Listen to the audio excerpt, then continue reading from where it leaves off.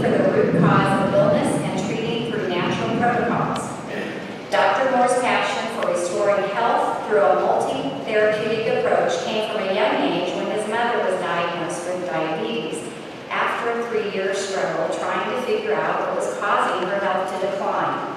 She was diagnosed only because she was in a car accident and she was in the ER. That's where they told her she was a diabetic. By this point, she had gained 100 pounds, her cholesterol was out of control, and she had ulcers in her stomach, depression, high blood pressure, and chronic fatigue. Growing up, Dr. Moore watched his mother's condition progress, adding new medications and symptoms by the year, never curing or making her feel better for very long, her body just stabilizing one symptom at a time until the next symptom started. This eventually led to thyroid cancer and 2 surgeries to remove the cancer. Through this experience, Dr. Moore found his mission to discover the root cause of a condition so that the progression can be stopped and the next person doesn't have to go through a story like hers. His mission progressed even further when during chiropractic school, his own health journey began. He started to decline physically, rapidly, with no known cause at the age of 25. Over the next year, he searched for answers with many different doctors. He was experiencing fatigue, joint pain, and low testosterone. After not finding any answers from several doctors, he went to a conference of functional medicine doctors. It was there that he met one who suggested the possibility of Lyme disease. After some testing and further investigation, Dr. Moore was found to be positive for Lyme. This began his journey of learning how to treat it. After consulting with several doctors and trying many different treatments, Dr. Moore found relief, and he has been symptom-free for over 5 years. And we are very glad to have you here today, and let's just give you a warm welcome.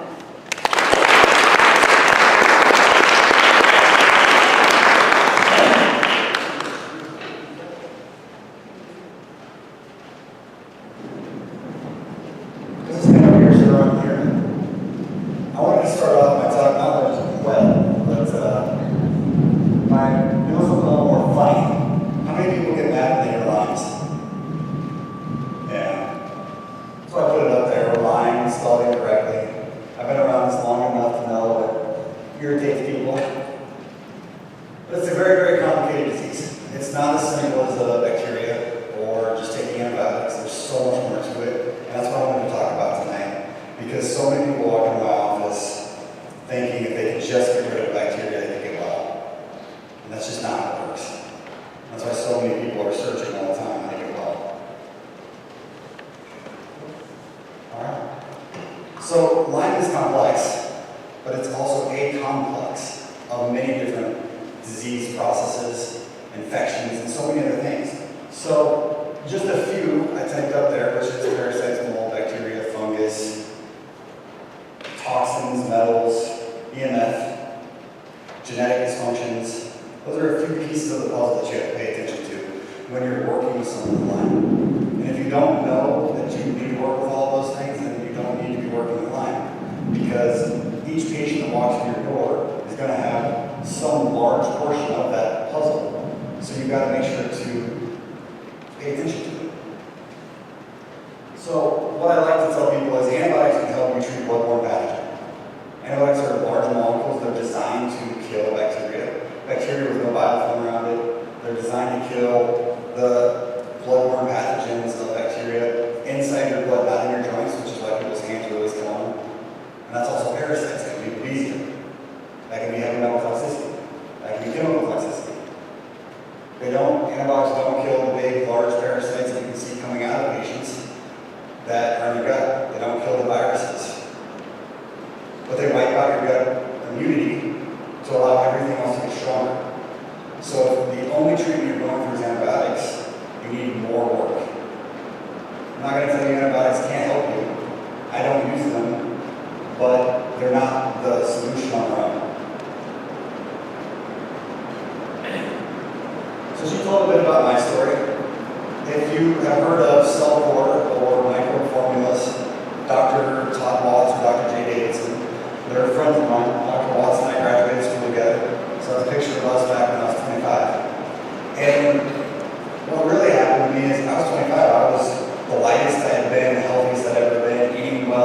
care of myself, and all of a sudden my body just started to crash. For no apparent reason. I never had a bullseye rash that I remember.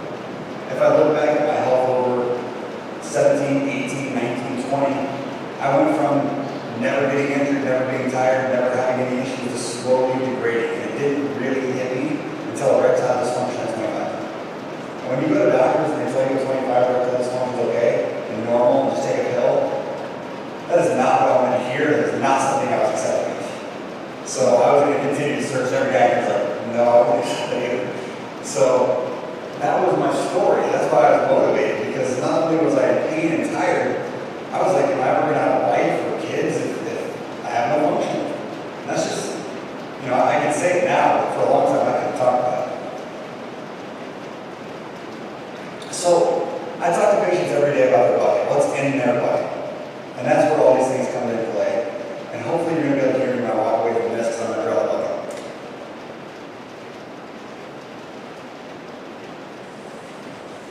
I know I'm a great artist, right? So this is the bucket, this is you. What is in your bucket is what you need to learn to take care of. So I start off by saying, we are all born into this world with toxicity.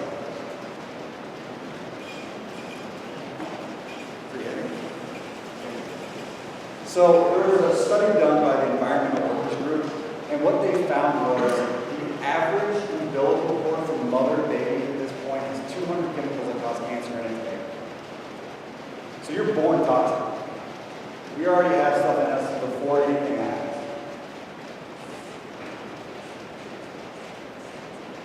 And then you pick up infections. So you get things like chickenpox, or mono, or the flu. These are viruses, and now they're being called retroviruses because they stay in your body forever. And they cause changes to your DNA, and they work on you in very rapidly. But you can't really go in and just wipe them out.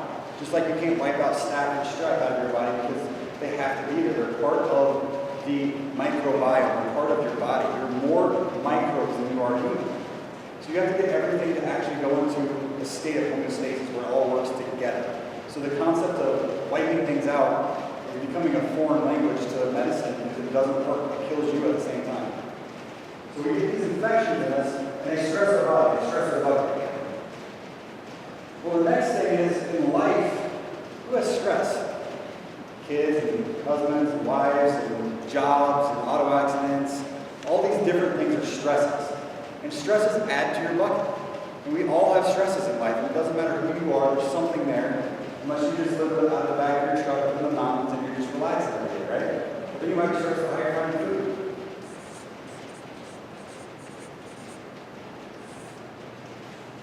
And then for most people in this room, we have an unfortunate event where this little guy bites you. And when he bites you, your immune system isn't quite strong enough because maybe your genetics are off a little bit, or maybe you live where there's too much EMF.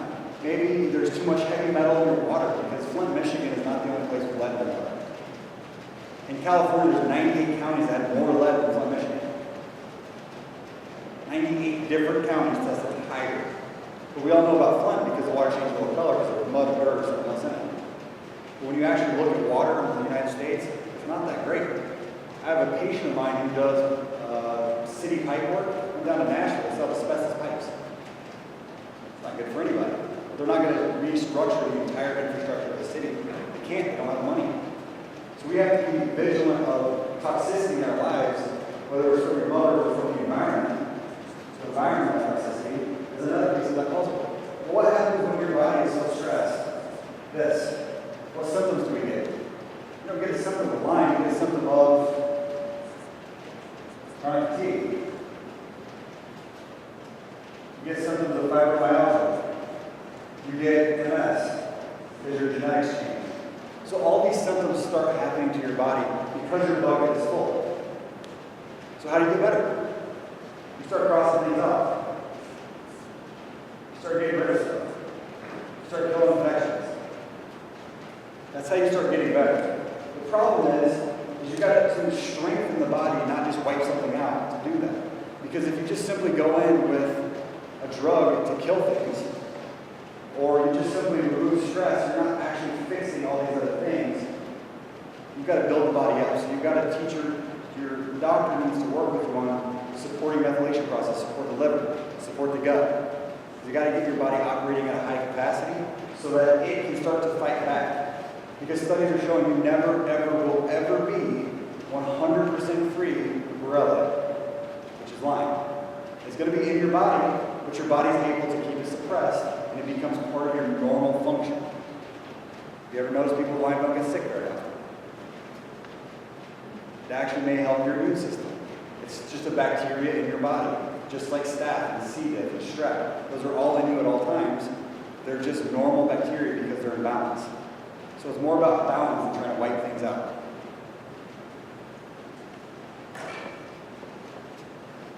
So here's a few symptoms of Lyme. Most of you probably have half of them. I know I had several. But this isn't all of them because I see all kinds of different symptoms come in. I had a guy that would roll over in bed and he would feel swoosh. And the best we could figure out is that was toxicity because he was so toxic. At 30, he was on a walker. He lost 100 pounds. He was diagnosed with B vitamin toxicity. When I looked at his blood under the microscope, there was as many bacteria as there were red blood cells. It's a pretty quick sign to tell me it was bacterial infection. So we started working on it, and I can't actually work to kill anything at this point. I can't use antimicrobials. We're just supporting the body. Just by supporting his liver and teaching him how to detox a little bit, he's off his walker, he's done with headaches, he's back to working. And that's just by supporting the body a little bit. And then now, he's purging parasites without me even doing anything. I get pictures, it's kind of interesting. Everybody sees pictures when the first starts happening. You don't want to see my email. Alright, so we're at the door for you, right? Why does a Lyme test not work well? There's at least 16 strains that they're currently talking about. I've heard as many as 80. If you have 80 different strains of bacteria, how do you test for DNA? They're not going to test you for 80, or at least 16 by this study that I found when I was putting this together. So lab testing is pretty awful. It isn't every state, and it's not just carried by a tick. It's carried by multiple insect vectors. They found it in several. So if you get bit by anything, it's possible to pass it along. Again, to get to a spirochete, you have to get to it quickly. The window used to be thought it was 2 weeks for antibiotics to work. Now they're saying in 12 hours they found spirochetes reaching the brain. And if that reaches the brain in 12 hours, antibiotics don't go to the brain at all. You heard of meningitis. There's a reason why they don't get to the brain. When you have meningitis, it's a panic because they've got to get antibiotics into your brain, into your spinal cord, and that's a big piece of why Lyme, when it's there, is so hard to get rid of. It's extremely complicated. Bartonella is another bacteria that we talked about, cat scratch fever. There's over 22 strains of that, so testing for that is also very difficult. So now we're looking at, you may have multiple strains of Lyme disease, or Lyme complex, or multi-immune complex, as some others are calling it. There's so many different names coming out because the reality is Lyme is just one bacteria. What about viruses? There's always a big push for something new, right? Mold was huge a few years ago. Mold was the #1 thing, and now it's retroviruses that every conference I go to they talk about. Retroviruses are your Epstein-Barrs and your shingles. They never go away. They stick around, they wear on you, they change DNA. A lot of people are saying, okay, well, let's make vaccinations where you never get these things. Well, the problem is, they're also finding that if you skip viral steps in your life, you skip vital changes in your DNA that lead to maturity. So they're actually looking into now, is it possible that by vaccinating children for viruses, so they never get these viruses, is it skipping parts of development? And those viruses actually help development. So is that why we have so much autism and Asperger's and mental disabilities coming out now? Because when I was a kid, it was 1 in 10,000 for autism. Now it's 1 in 59, as of a few years ago. The most recent study I heard is 1 in 32, but 1 in 59 is what the CDC came out with most recently. Also, these viruses are opportunistic. Does anyone know what that means? It means when you're weak, they're strong. So if you're stressed out, or you're toxic, or you're not sleeping, you're giving them a chance to go ahead and build their strength and come after you. So you've got to do everything you can do to take care of yourself. But parasites. Who's treating parasites in here? Anyone? Couple of people? Yeah. You got to make sure that you're treating parasites. Because if you don't, bacteria can live inside parasites just like bacteria can live inside of you. So if you kill off all the Lyme in your blood, but you don't kill off parasites, guess what's coming back? Lyme. Which is one of the reasons why they say about every 6 months you have a relapse. So nematodes are one thing. They're probably one of the hardest things to get rid of because they go systemically throughout your body. The remedy I use for them I call PMS anabolic because it causes all kinds of reactions. Now we do a lot of work to teach people how to detox, whether it's coffee enemas, castor oil packs, or supplements. But I like to keep things as lighthearted as possible because, let's be honest, when you have Lyme, you don't smile as much as you need to. Cestodes are those bigger ones, those tapeworms. And those are in the gut, and they're stirring up your immune system all the time. So you have all these food allergies developing, you're becoming sensitive to everything, and you're always asking yourself, well, you know, I did this elimination diet, or I did this big food panel, and then I was good for a month, and I started reacting to something new. Because your immune system is firing and attacking anything and everything that's out there, not just what your blood test says. So your blood test is constantly changing. The fortunate thing is you can get rid of these, you can get rid of your food allergies. When I had Lyme, I couldn't eat almonds or chicken or berries. And they're all so good, I eat them all the time now. It's like I eat them even more now because I can. Protozoa, some of your smaller things, some Babesia-like organisms are so small they get in your joints and your capillaries and they eat away at your blood flow so that your joints just disintegrate. And then ropeworm. What is ropeworm? Anybody? It's a newish organism. It's not exactly a parasite. It's more of a haven for organisms. So your body actually creates this with organisms that are in your body. So there's partially human DNA in it. And then there's a lot of non-human DNA when you run a genetic test on it. And what lives inside of it is bacteria and virus and other parasites. So it's this conglomerate of mucus and things that protects itself so that you can't get to it. So that when you're taking your albendazole or your plaquenil or whatever it is that you're taking, you can't get rid of it because it's not alive for it to die. But the stuff in it is, but you have to get it out anyway. And it can come, you can take Mimosa pudica, which Dr. Watts, my friend, makes for 12 months if you're not killing the other stuff, and it just keeps coming. It just keeps coming. People are like, does ropeworm ever end? Sure, when you get strong enough. Parasite testing, I think, is worse than Lyme testing. I've actually had patients poop in a cup, visibly see an organism, send it in, and get negative test results. Dr. Klinghardt used to have a lab, and he would see the lab techs that were trained in labs go in and scoop right next to the parasite to get the poop because they're looking for ovum. They're not looking for the parasite, they're looking for the ovum when they're a lab tech. They're not a pathologist that's looking at an organism. And then they put it in the machine and they run it, and it's negative. So lab testing is pretty questionable. They also can be slightly symbiotic because what we're finding is parasites actually will eat up all of your heavy metal toxicities and your chemicals because they thrive on it. So then when you actually attack a parasite, and you start going after treating it, here comes all those toxins. Because now your body no longer has a symbiotic relationship. And when you kill one of them, if you don't get it out of your body, now you have to detox out everything, including the organism, which is going to create the dying organism waste, which is ammonia. So you've got to make sure that you know how to detox extremely well. Detoxification is one of the number one things you can do as a person who has an infection.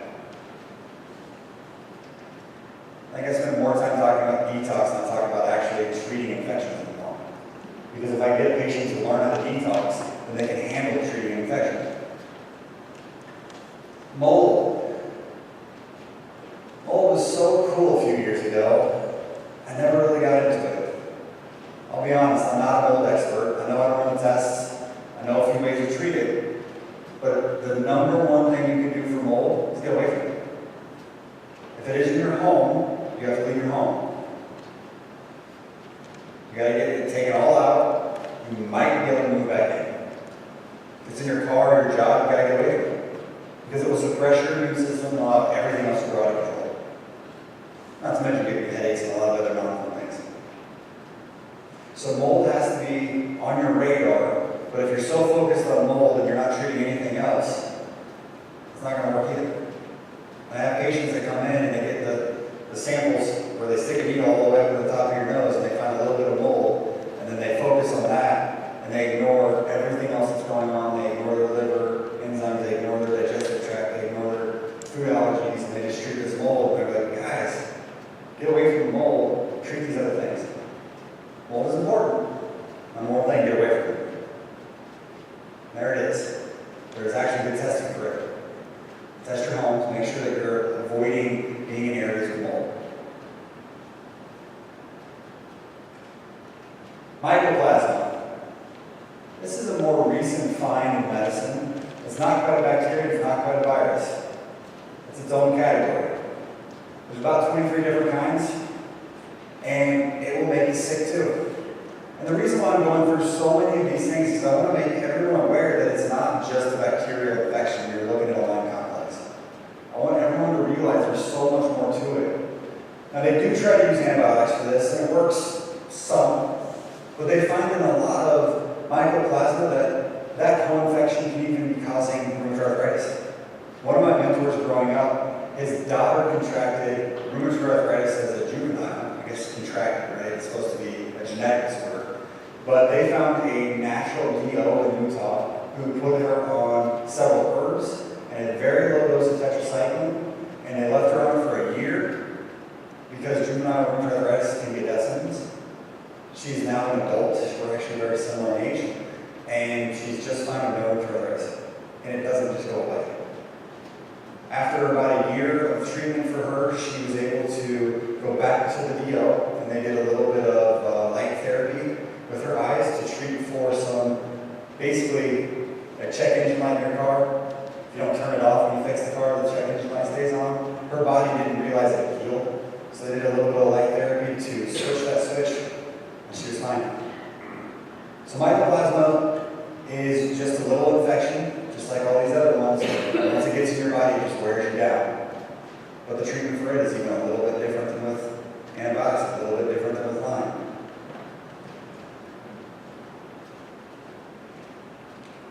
Who in here is aware of heavy metals? Toxicities. Most people? Everybody treating these? Paying attention to them? Okay. Who likes fish? Because fish is supposed to be good for you, right? It's supposed to be better than red meat. It's supposed to help you heal and get your omegas, and it's supposed to be a better source. They used to be true. I was just at a conference with some researchers, and they did a bunch of studies on freshwater fish and farmed fish. They found that the levels of PCBs and mercury in those fish far outweigh the benefits. PCBs would be the plastics that we have everywhere now, and the pollution that's getting into our water supply and actually toxifying the fish. Now, still freshwater fish is something you want to eat. It is definitely still good for you. Just spend that extra dollar and get your freshwater fish. Your Alaskan codfish. I like saying that. All right, pesticides. Monsanto Bayer is in a panic. They lost yet another case. I think this one was $80 million. There's 6,000 more waiting. What they actually found, and I was fortunate enough to have a patient come in and talk to me about this a little bit. She works for an herbology plant, and she was telling me that the problem that they're missing is that the glyphosate itself doesn't kill human DNA. It's all the stuff they add to it. And what they're testing in all these studies is the pure glyphosate, not actually testing Roundup. So they're starting to figure that out in these studies. Also, glyphosate kills microbes. It doesn't kill human DNA, it kills microbes. Remember when I said earlier we're 10 trillion microbes and only a trillion human cells? That kind of plays a problem. So it's not going to kill your cells, it's going to kill the friends that help you survive. It's going to imbalance your microbiome, leading to a weakened immune system, leading to a weakened microbiome, allowing for these other infections to take place. Because when you are balanced, you defend yourself, which is why not everyone gets Lyme when they get bit by a tick. So on here, then the next one's heavy metals. If you have metal in your mouth, get them taken out. Get them taken out properly. Do not go to any dentist out there. Make sure you're going to a biological dentist, someone that actually knows what they're talking about. It will look like you are in a uranium plant, a nuclear power plant. They're going to have suits on. They're going to have breathing apparatuses. They're going to put a dam in your mouth, and they're going to remove that mercury properly, those amalgams, because if they don't do all that, then it's going to get mercury into your body, which can make you far sicker. There's BPAs in plastic. Who likes going and getting coffee at Starbucks or Scooters or somewhere else to get those cups with plastic tops? Anybody? Nobody in this room is plastic. Okay. I was going to say, you know better. You know better. All right, so let's think about this. We have plastic. We know it's bad for us. Even if it's BPA free, it's got BPS, which is worse, because they replaced one chemical with another. And now you're taking a 140 to 160 degree liquid. You're pouring it on the metal, which will melt, and at least it'll release estrogens and other chemicals off of it with heat. And you're putting it to your lips. And if you're not, you're putting a straw in there, which is also plastic. So just stop it. Take your own glass or stainless steel cup. I have no problem with coffee. Unless you're getting crappy coffee that has gluten in it. All right, so heavy metals create a lot of similar symptoms to Lyme, a lot of similar symptoms to thyroid. So I have patients coming in all the time like my thyroid's messed up. No, it's not. I run the full thyroid panel, which is not just TSH. It's not TSH and T4. It's TSH, T3, T4 freeze, T4 total, T3 total, reverse T3, thyroid globulin antibody, thyroid globulin, thyroid peroxidase antibody, and thyroid uptake.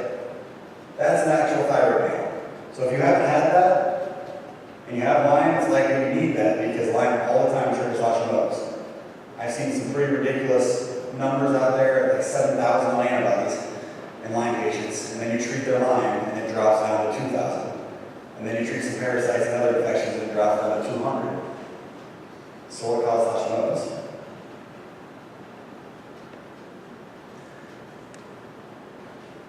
Here's your mercury symptoms by themselves. Those seem pretty familiar, don't they?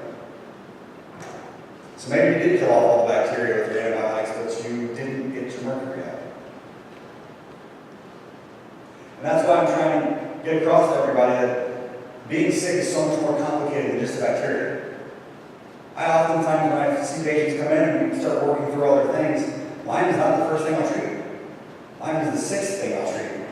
I've had patients who have had Lyme that I don't even treat or go for bacteria treatment at all. Because the body gets so strong when you get all these other pieces of the puzzle together, they beat it on their own. Which seems like a foreign concept, right?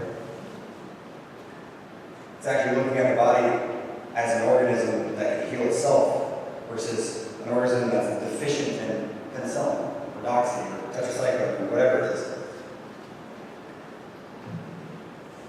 So I like to use this slide over and over in a lot of my talks because this was a person that I knew, was a friend of mine's wife. She at 50 started falling apart. Well, that's normal, right? Once you hit 50, it's just over. No, it's not how it works. So her husband had a bout with metal himself. And after a while, he started thinking, maybe that's what's going on with her. So what he did is he ran tests on her. And they found that she has 69 on her lead panel here. It's not supposed to be over 5 at the time that this test was ran in. Now dropped it down to 2. So there's this much lead in there. Why is there this much lead? Well, when you age, your bones start to slowly replace calcium in themselves, and you use that calcium in your blood. And then you need to recalcify. But she's 53 now, I think. Her mother was part of the lead generation. The lead generation, when they were with lead pipes and lead walls and they were giving birth to children, all that lead was in their body. And lead and calcium are very similar as far as their positive ion makeup. So they made your bones and their own bones with lead and calcium. So as you have calcium coming out of your bones, so comes lead. And as that lead builds up in your body, it starts breaking you down and causing toxic reactions. They've actually done some studies now finding that osteoporosis can be reversed in a lot of people with heavy metal toxin. By the way, she got better when I let her away. Sometimes I forget to say that part. So how do you avoid toxic metals? I stole this from our bullet. Just to be honest. I was like, somebody's got to have this out there on the list for me all put together.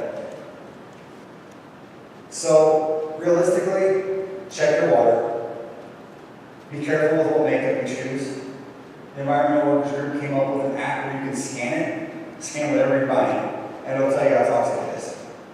It's extremely useful. Look into it. Make sure you're eating off of plates and forks and pans that are cleaner. Ceramic is so much better than a lot of the other options. There are better options. Honestly, cast iron is even better than ceramic. But using the Teflon and the other ones, just stop. It's so bad for you. You're chipping that off there all the time and getting it into your body, and that's creating a toxic reaction. One study done on makeup found 20 lipsticks out of 33 had lead in them. If you're putting it on your lips, it's getting into your mouth. If you're putting it on your skin, it's being absorbed into your tissues. Epigenetics. Epigenetics is a study of we have DNA, but it can be changed throughout your life. So they did a study called the Human Genome Project. Spent a decade, they were sure this was going to tell us how we know who's going to get sick and who's not.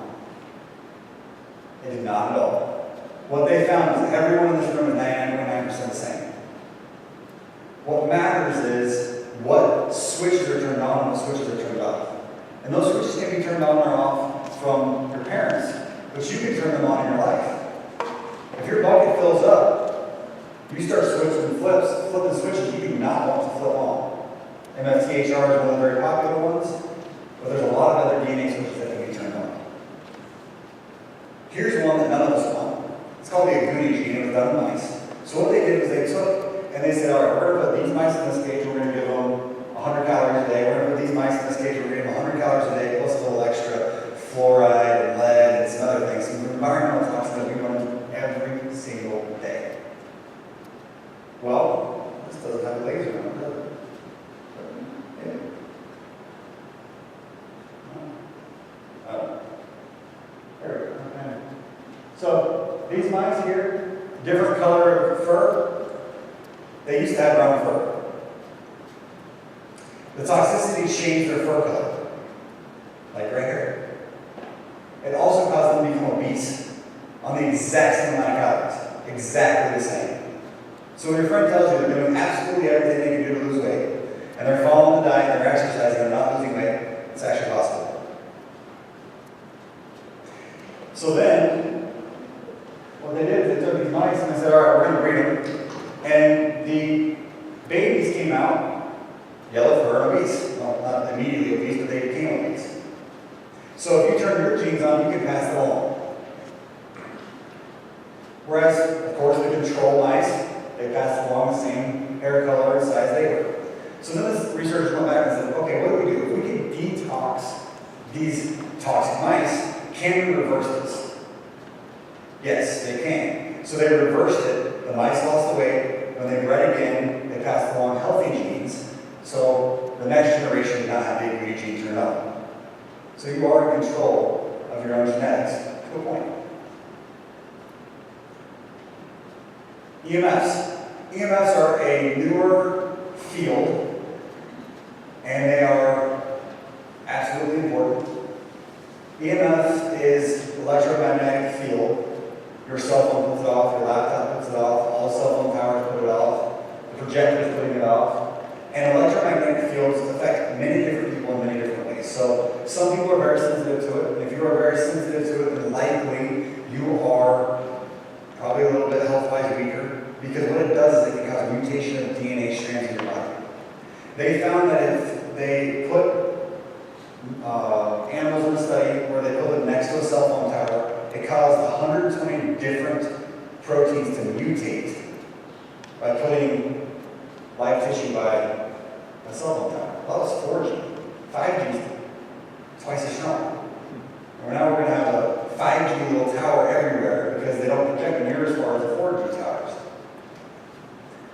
But 5G, it's in your house. I know it's hard to turn those things off. Set it on a switch where you at least turn it off at night. Turn your cell phone off when you're going to sleep. Don't leave your cell phone on your body all the time. Is airplane mode off enough, or does it need to be completely off? There's a lot of theories on that. Depends on how much of a conspiracy theorist you are. What is off? What's really off? Yeah.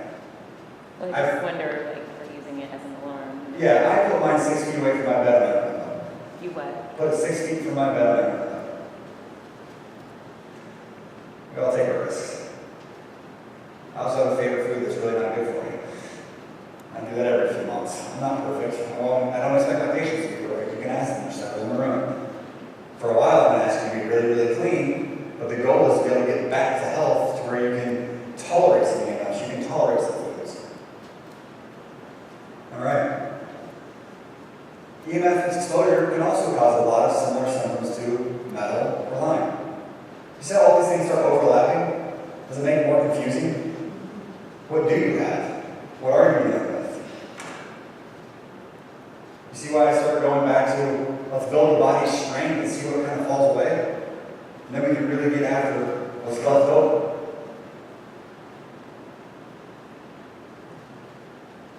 So what do?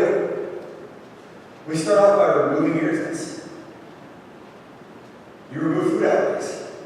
And food allergies are only a side effect of what's inside you. Food allergies are a misidentification of something, of a food. Environmental allergies are a misidentification of an environmental allergy. So once you heal, a lot of these go away. I've told a patient she needs to man up and have a beer because it was one of her favorite things. She's well. I'm not condoning drinking, but it's one of her favorite things. I'm like, you gotta live your life and smile. I think she's done it. You gotta remove your environmental toxicity. Which means paying attention to what you put on your skin, getting away from the heavy detergents, stop using dryer sheets, use little balls. Reduce your EMFs as much as you can. Eat as anti-inflammatory as possible. And get rid of toxic people. They stress you out, they wear you out, they fill up your bucket. And pay attention to where you work. Sometimes your job is not worth your health. I know you have to work to be able to pay for treatment to get well. It's a double-edged sword. Sometimes I work way too much when my patients come in and tell me you take me out. All right. Support the system. So, oftentimes patients come in and they tell me that they're doing little things here and there, and you've got to be methodical when you're treating someone. So, a piece of that is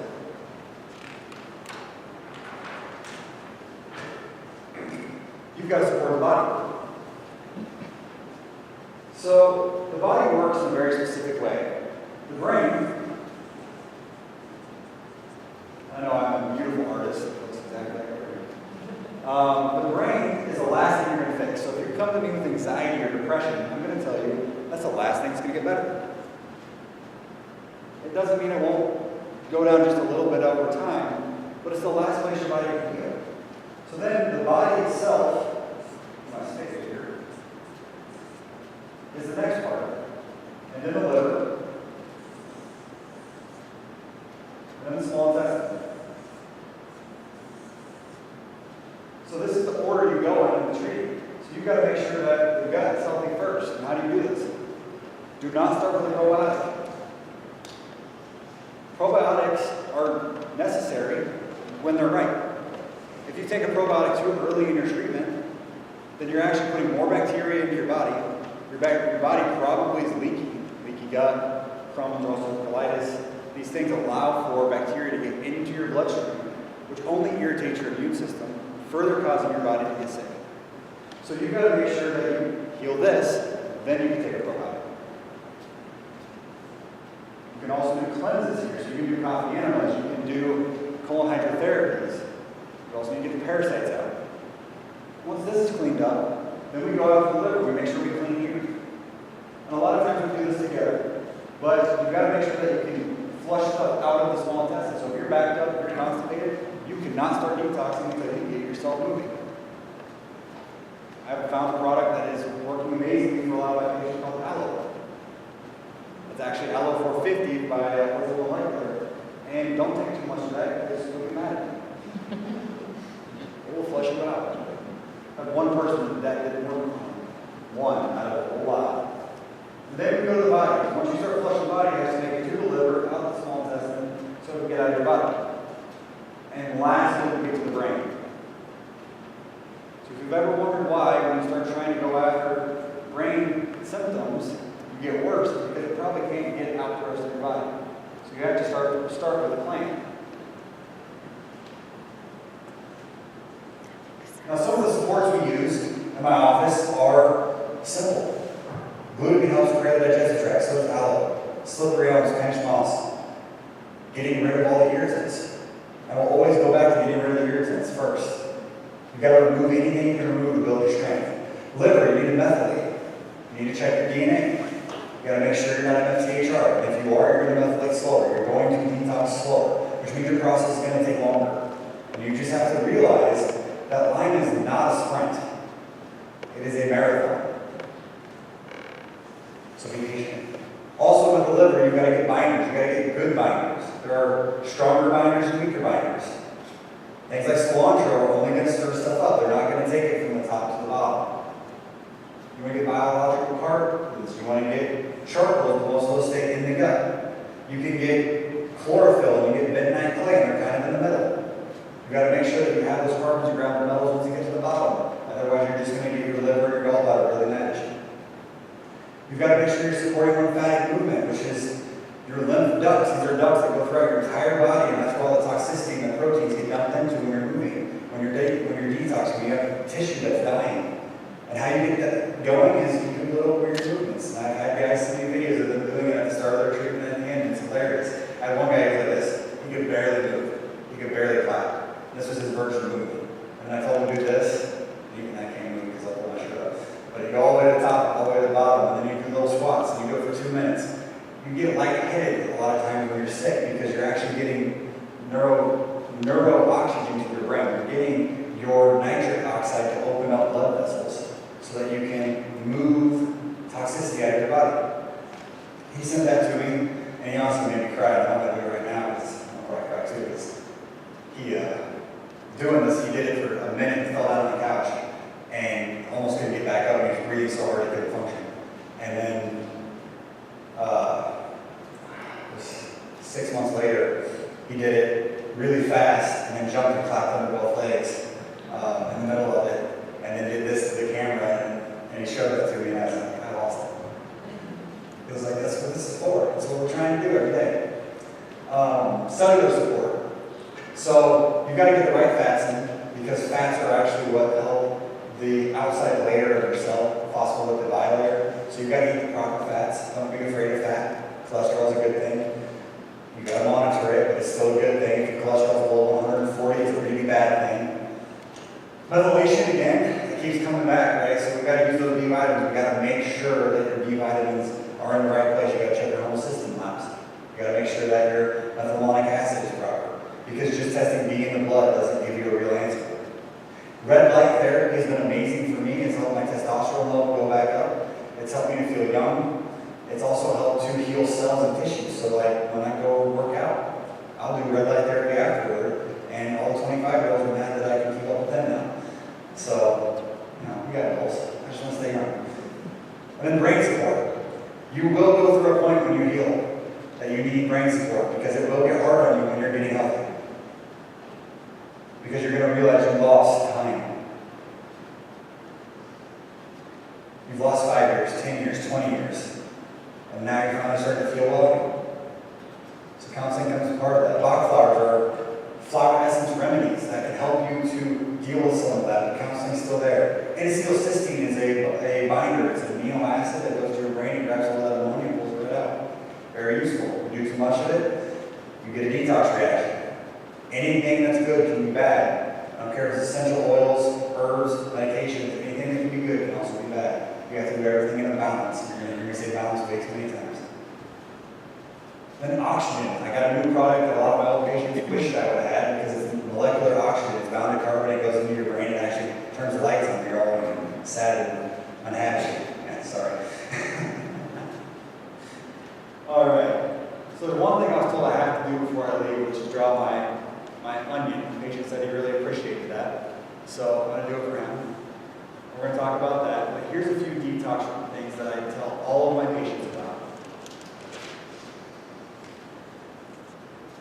Coffee enemas are probably the single most effective one. Coffee enemas are extremely effective at detoxing. They also take a lot of time, and they're also pretty harsh. So if you are very toxic and you go and do one, it can set off almost a Herxheimer reaction just by flushing your body out because everything starts moving. So be very careful if you're going to do a coffee enema you've never done. Do a partial one. Instead of doing 15 minutes, do a couple minutes. Slowly build your way out. I've had people tell me that they were instructed to do one every single day. I was told that today. That might be too much. It might make you feel much worse. At times I have patients that actually do that once their body's prepared for it, and they've done a few and built up to that, and they're okay. That's what they have to do to stay at the pace we're going. But do not start there. Yes, it will flush you out, but we don't want to flush that fast. That's just miserable. Castor oil packs are very useful. It's just castor oil over your liver, warm it up. Infrared saunas are great because they get you sweating. If you don't sweat, that means you're really toxic. That means you're really adrenally sick. You need to sweat. Exercise. I showed you my little ridiculous exercise. It's 2 minutes. Most patients can do it, but it gets things moving. Lymphatic massage is awesome, but it doesn't feel like you're having anything done. So if you go and get one, and you're like, I don't feel anything, that's what it's like. Yeah? Do you think dry brushing is effective too? It is. Yeah. Foot baths, ionic foot baths, actually you see stuff come out in a foot bath, but the big part of it is it's pulling the ions down, getting your lymph moving so that your body can start that detox process. And then again, coffee at the bottom there. And then binders. Binders are extremely important. Good ones are extremely expensive in comparison to the other ones. Heavy metal binders are always around $100. That's just the way it is. I hate to say it, it's just part of the deal. Liver support, gut support, and one of my new favorite things is the oxygen. A lot of patients are telling me it's awesome. I never had it. The doctor that treated me, old farmer, he dropped the hammer on me. He's like, take 3 of these and call me in 3 months. Ouch. All right, so let's talk about this onion before I get into this slide.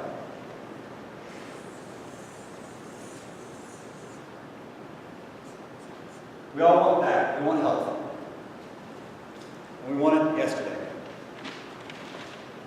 Maybe last year, 20 years ago, right? So we start somewhere. A lot of people in here start with Lyme. And they want to go kill bacteria. So let's say you kill the bacteria, and then your body says the next step is parasite. And the next step is virus. And the next step is metals. The next step is different parasite, or a different bacteria, or a different virus, or a chemical. And somewhere in here, like I said, you're going to need that emotional work. You got to find your joy. The joy warrior, right? You got to stay positive through this process, or you're just going to collapse. So as you move through this onion, it comes as it comes. Sometimes I'm treating through this, and we treat virus, and before I'm done with virus, heavy metal starts pouring out of a person. So I have to pay attention to them, and I have to know that's coming, and I have to be connected to them enough that when this starts happening, I can guide them through. So I stopped doing I'll see you every 6 weeks, I'll see you every 2 months. It just doesn't work. Too many people don't get well. I like to talk to people weekly, at least bi-weekly at most, especially at the start until I get to know how you work. Because if I don't know how you work and what you're going through and what's happening to your body, how am I going to expect to know what to do when you come back in 3 months later and you said, I did all this. I don't know what you did. I don't know how you felt. I don't know where you're at. But if we're talking often, because I do it that way, I've learned what patients are going through. Not only can I help you to stay positive, but I can help to understand what the next step is going to be for you. Because very oftentimes patients are getting better, and all of a sudden we start to have a crash. And I go, here's a heavy metal binder, and start going back up again. But I wouldn't know that if I wasn't talking to you constantly. So that's how this works. You've got to go at it as it comes. Because if I just go, well, I know I have Lyme, but I'm going to go straight after chemicals, your body will have to fit. Because if it's not ready for it, your body will actually fight back and crash because that door isn't open yet. And it makes it a lot harder on you. So in some studies from Dr. Klinghardt, what he did is he was trying to chelate metal. IV chelation of metal. Very strong chelation. Very little came out. Body wasn't ready. So then he went with the same exact patients, did emotional work, because his original degree was a psychiatrist. So he did some emotional work with them. And then he tested the urine without chelation, and metal started coming out. When you tap into the right piece at the right time, in the right order, the body can get well. How do you know that? Experience? Luck? I don't know. I've been doing it for a long time, so I started to figure out this pattern. But each person is different. No two people go through my office and have the exact same protocol. There's a lot of similarities. I only have so many products, I only have so many protocols, but the order in which it goes and how long you're on it and which one comes next is based off of you. I don't know any other way to do it, so every time I get asked, well, can't you just set up a protocol, sell a protocol to somebody and they can just take it? I go, no, absolutely not, because how do I customize that to their body? So when I see these protocols, I'm like, I don't get it. I don't understand. I have mine. Mine is different than any of my patients have. My body is different. My ability to detox is different. All right. So the standard treatment is antibiotics, antiparasitics, and chelation. I don't know what order you're going through or what order your doctor's going through, but that's kind of the standard. What you have to do is you have to also, along the way, if you're going that route or if you're going my route, which is more herbal, you have to make sure that you optimize the body, you support the adrenals, because if your adrenals crash, you crash. They're finding right now that one of the reasons why antibiotics is losing ground, we have superbugs everywhere. We have MRSA, we have C. diff. Antibiotics are not keeping up. They are constantly finding out there's another bug that antibiotics don't work on. And it's because when you kill off all the weak bacteria with that antibiotic, only the strong survive. That person's body now is strong enough to survive. But as soon as they give that bug to somebody else and it gets out of control, now it's growing out of control. Now those antibiotics don't work anymore because you only left the ones that are resistant to the antibiotics. We've done that for decades now, and now we have superbugs. Herbs, on the other hand, when you're working with chronic infections, they have over 200 different micronutrients in just a carrot. Much less oregano or other different herbs. When you combine those herbs with all these other herbs, you put 30 herbs into a remedy, now you have 1,000 or more different micronutrients, so those bacteria or infections can't adapt. It does take longer because medications change physiology by 90% and herbs don't. But it's also boosting systems, not trashing you nearly as fast. So it's a different approach. But even when I'm going to conferences now with medical doctors that use antibiotics, they're having to use herbs too. Because it's just not getting the job done. They're not seeing the results the way they want to. So the truth, remember your bucket. If you can pay attention to your bucket and your onion, and you actually follow it, you're going to get well. It takes time. The fastest patient I've seen is 6 months. He was on record pace. He could take whatever I gave him and just fly with it. 3 years I see also. I've got a couple patients right now that I told you 4 or 5 years because simply taking a B vitamin, they would crash. Simply giving their body just a little support to the liver, they would crash. That's how toxic and sick they are. Bacteria lives in parasites. If you're not taking care of the parasites, it's going to keep coming back. Again, it's likely you'll never be 100% rid of Lyme, but you can live with it in your body. You can live in homeostasis. You can live where it's not bothering you. Maybe it even helps you. And it's not easy. Marathon running is not easy. I'll never run one. I ran this marathon, that was enough for me. Thanks for listening, guys.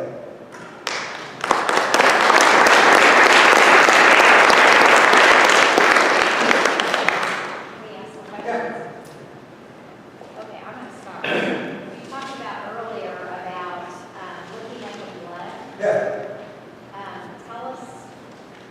why you do that, what are some things you find? Well, for me, I'm not going to leave any stone unturned, so I'm going to use labs, tons of labs, and I'm going to make sure to read those, just like any doctor you've been to. But labs don't give me every answer, because I'm probably done in the 4th grade. So I look at a microscope where I look inside your blood, I take a sample, look at it under a microscope, and see what's floating around. Is there bacteria in there? I can't tell you how many times I have a patient come in that's been on antibiotics for 2 straight years, and there's bacteria everywhere. Can you see spiral please? So the microscope I'm using, I'm not using one that is that powerful, and I'm not doing some of the staining you have to do. But you can see bacteria that possibly are spiral please, but it's simply just bacteria. If there's any bacteria there, we know the antibiotics aren't working. Now you can do dark field microscopy, which is actually not legal in Kansas, I don't think, and that's where you see the spiral please. And the reason why it's been outlawed is because people make too many big claims. They say they see too many different things. And you make claims of seeing things that you can't make claims of in medicine until you run the DNA sequence. So I just stay safe. I can still see bacteria. You can also see if your body has leaky gut, because you can see signs of protein in the blood. But it's a screening tool. I don't diagnose from it. I diagnose from the lab because that's a standard of medicine. But it's a tool that allows me to see are you toxic? Do you have bacteria? Do you have fungus? Do you have cells that are just munched on? So you have parasites. It just gives me a great ability to learn and understand more about you, so maybe I can run that proper lab test to get more information on you. Other things I do is some Eastern medicine. So I've trained and board certified in acupuncture for chiropractors. So I use some of the reflexes and tests that they use, and then use some of the different acupuncture points that tell me information about the body. Because why would I discount something that's been around for 5,000 years and keeps getting used, keeps getting proven? So it's not that I rely on one piece. I rely on all those pieces. I also take assessments of patients that are more than 200 questions, because I want to see what you say about yourself. Because Lyme, honestly, is a clinical diagnosis at best. The lab testing just isn't there yet. So I have to listen to you and understand what you're saying so I can understand how to work with you. Which is why I said I like to talk to my patients a lot, because then I get an understanding of what you're going through. And you're going to say something that's going to tell me something that's going to allow me to get better results.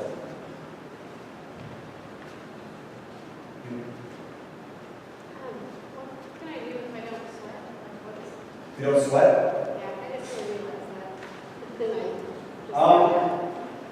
it's usually a stress response, so you need to support adrenal.